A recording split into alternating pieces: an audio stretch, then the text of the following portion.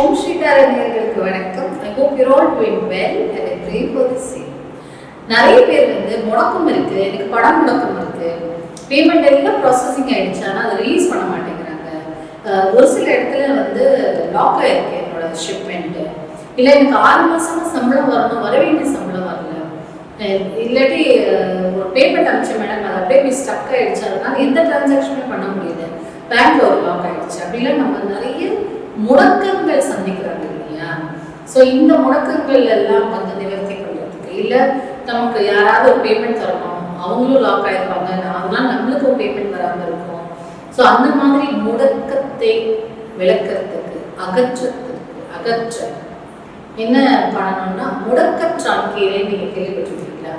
ரொம்ப ஈஸியாக கிடைக்கும் முடக்கற்றான் கீரை. பேரே பாருங்க, முடக்கம் ப்ளஸ் அற்றான், முடக்கற்றான். இந்த முடக்கற்றான் கீரையில உங்களுக்கு வேர் கிடைச்சா இன்னும் நல்லது. அப்படி வேர் கிடைக்கல அப்படின்னா சமூலம் அந்த இலை இருந்தாலும் முக்கியம்.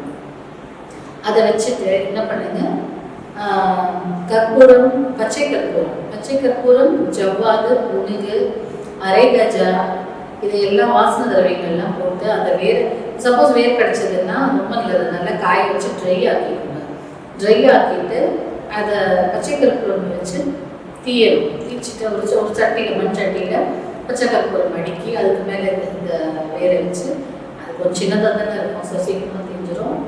அந்த வேரை எடுத்து, நல்ல ட்ரையான வேரை எடுத்து, இல்லை இலைனா அதையும் பரப்பி காய வச்சு, அந்த இலையை காய்ச்ச பிறகு அது பச்சை கற்பூரம் அடுக்கி அதில் தீச்சு அந்த கறியை மட்டும் எடுத்து ஒரு கல்வத்தில், இந்த மை அரைக்கிற கல்வத்தில் வச்சு நல்லா ஒரு 2 வாரம் உங்களுக்கு முடக்கெல்லாம் தெரியணும் அப்படின்னு சொல்லி, நல்லா எந்த மையுமே கருப்பாக இருந்தால் தான் மை இல்லையா?